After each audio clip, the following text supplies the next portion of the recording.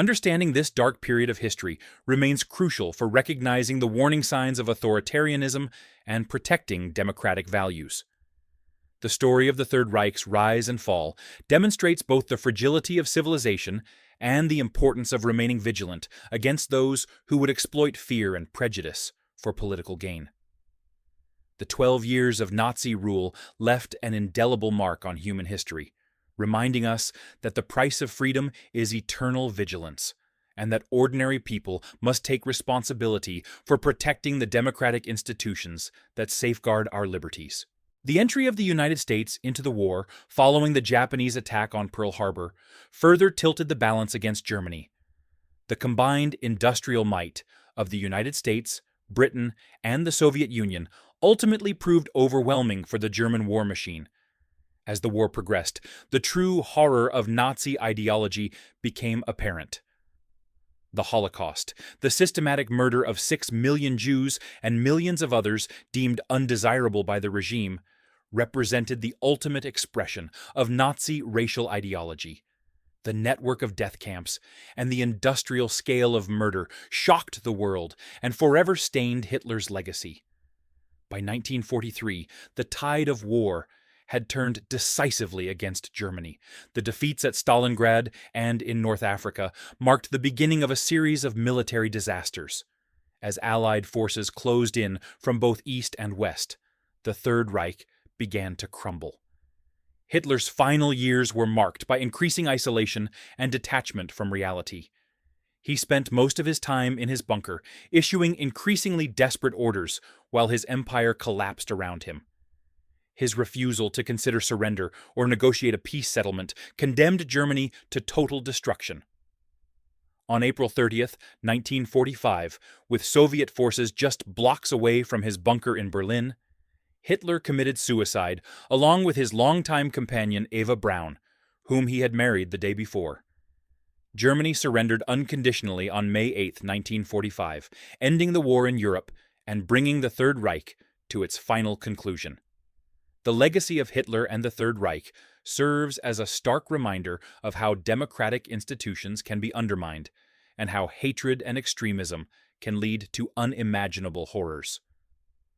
The rise of Nazi Germany was not inevitable, but rather the result of specific historical circumstances, political miscalculations, and the failure of ordinary people to resist the gradual erosion of their freedoms.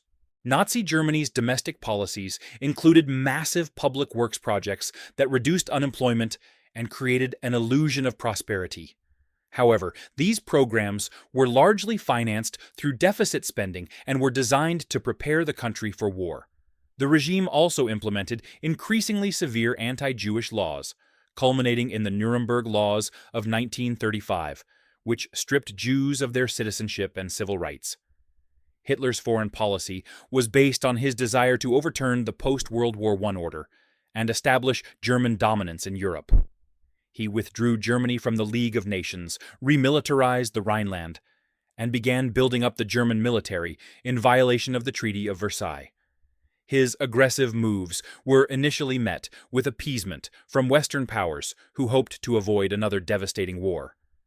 The annexation of Austria in 1938 and the occupation of Czechoslovakia in 1939 demonstrated Hitler's expansionist ambitions. When Germany invaded Poland on September 1, 1939, Britain and France finally declared war, marking the beginning of World War II. Initially, the German military achieved stunning successes. The conquest of Poland, Denmark, Norway, Belgium, the Netherlands, and France, in rapid succession, seemed to vindicate Hitler's aggressive strategy. The fall of France in 1940 represented the high point of Nazi power, with German forces controlling most of Western Europe. However, Hitler's decision to invade the Soviet Union in June 1941 marked the beginning of the Third Reich's downfall. Operation Barbarossa initially achieved spectacular gains, but the German forces became bogged down in the vast Russian steppes as winter approached. The failure to achieve a quick victory against the Soviet Union opened up the dreaded two-front war that German strategists had long feared. The Nazi Party's electoral success was dramatic. In the 1928 elections, they won only 2.6% of the vote. By 1930, this had increased to 18.3%, making them the second largest party in the Reichstag. In the crucial elections of 1932, the Nazis became the largest party, though they never won a majority of the popular vote. Hitler's rise to power was facilitated by the political miscalculations of conservative politicians who believed they could use him for their own purposes. In January 1933, President Paul von Hindenburg appointed Hitler as chancellor, thinking that the conservative politicians in the cabinet could control him. This proved to be a fatal error in judgment.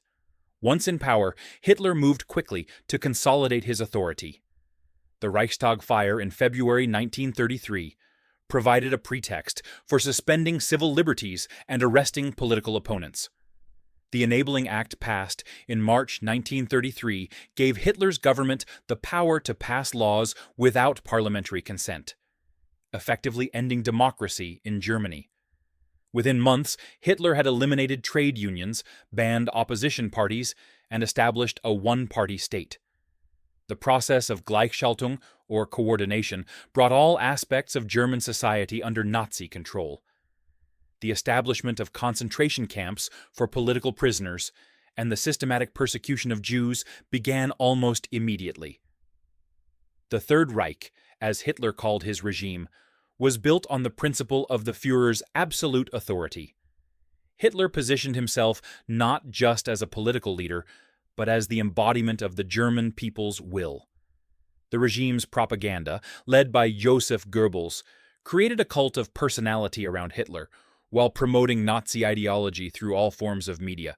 By 1921, Hitler had become the leader of what was now called the National Socialist German Workers' Party, or Nazi Party. The party's program combined nationalism, anti-Semitism, and promises to restore German greatness. Hitler's personal magnetism and the party's well-organized propaganda machine began attracting supporters from various segments of German society. The early 1920s saw Hitler's first major attempt to seize power. Inspired by Mussolini's March on Rome, Hitler and his followers attempted a coup in Munich in November 1923, known as the Beer Hall Putsch. The attempt failed miserably, resulting in Hitler's arrest and trial. However, he used his trial as a platform to spread his message, gaining national attention and transforming his legal proceedings into a propaganda victory. During his imprisonment in Landsberg prison, Hitler began writing the first volume of Mein Kampf, his political manifesto that outlined his racist ideology and plans for Germany's future. The failed putsch taught Hitler an important lesson. He needed to come to power through legal means rather than through violent revolution. Upon his release from prison in 1924, Hitler set about rebuilding the Nazi Party. He focused on creating a highly disciplined organization with himself as the undisputed leader. The party developed sophisticated propaganda techniques, organized impressive rallies, and built a network of affiliated organizations that appealed to different segments of society. The global economic crisis that began in 1929 provided Hitler with the opportunity he needed. The Great Depression hit Germany particularly hard, with unemployment soaring and the middle class facing economic ruin. In this climate of desperation, Hitler's promises to restore German prosperity and pride found an increasingly receptive audience. When World War I broke out in 1914, Hitler enlisted in the Bavarian Infantry Regiment. The war gave him a sense of purpose he had never experienced before. He served as a messenger, a dangerous role that earned him several decorations, including the Iron Cross First Class. However, Germany's defeat in 1918 devastated Hitler. Like many Germans, he felt betrayed by what he perceived as a stab in the back by politicians who had signed the armistice. The post-war period in Germany was chaotic. The Treaty of Versailles imposed harsh terms on the defeated nation, including massive reparations, territorial losses, and severe military restrictions. The Weimar Republic, Germany's first democratic government, struggled to maintain stability amid economic hardship and political extremism from both the left and right. It was during this turbulent time that Hitler discovered his talent for public speaking. In 1919, while working for the Army's intelligence division, he was sent to monitor a small political group called the German Workers' Party. Instead of simply observing, Hitler joined the party and quickly became one of its most prominent speakers. His passionate oratory and radical message resonated with Germans, who felt humiliated by their country's defeat and frustrated by their economic struggles. Hitler's early speeches focused on several key themes that would define Nazi ideology. He blamed Germany's problems on the Treaty of Versailles, Marxists, and particularly on Jewish people, whom he scapegoated for the nation's woes. He promoted the idea of German racial superiority and called for the creation of a greater German empire. His ability to tap into popular resentment and offer simple explanations for complex problems helped him build a following.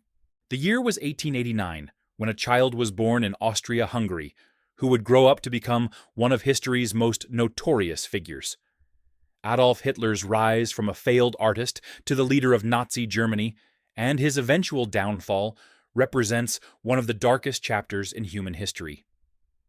Today, we'll explore the complex story of how the Third Reich came to power and ultimately collapsed, leaving behind a legacy of destruction that changed the world forever.